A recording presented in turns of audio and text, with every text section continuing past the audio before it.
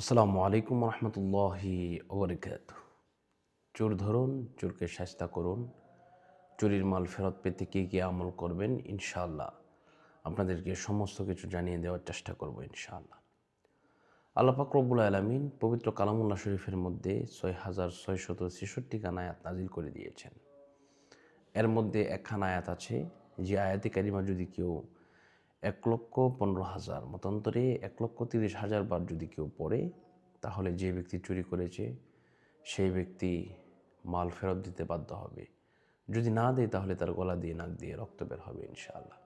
তো আসুন আমরা এই আমলটি কীভাবে করব সম্পূর্ণরূপে আমরা জেনে নিই। তো প্রথমত হচ্ছে আপনাকে অবশ্যই অজুর সহিত আপনাকে বসতে হবে।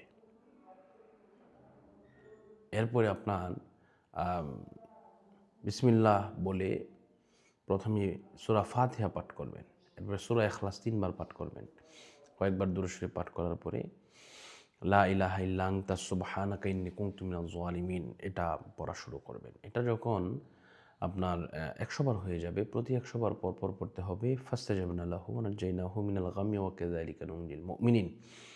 এভাবে ইনশাআল্লাহ পাঠ করেন। পাঠ করার পরে এভাবে পড়তে ১,৩০,০০০ বার পড়বেন। আমরা ইনশাআল্লাহ এটা ১০০ ছাত্র দিয়ে ১,৩০,০০০ বার পড়তে ২.৫ থেকে ৩ ঘন্টা প্রায় সময় লাগে। এজন্য ইনশাআল্লাহ আপনারা যদি নিজেরা পড়তে চান তাহলে ইনশাআল্লাহ নিজেরাও পড়তে পারেন।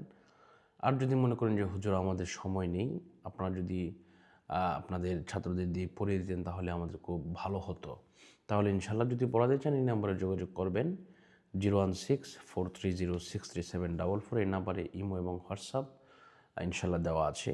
আপনারা যদি যোগাযোগ করতে চান এই নাম্বারে যোগাযোগ করবেন।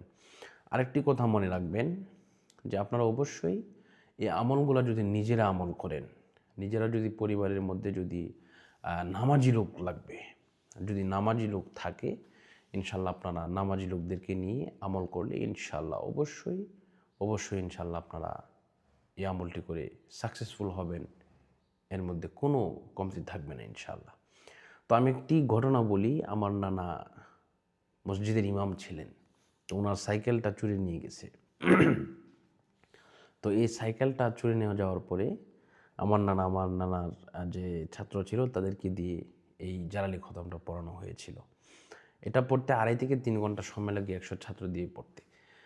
তো আমার নানা এটা পড়ানো শুরু করলেন, মাত্র ১ ঘন্টা পড়ালেন।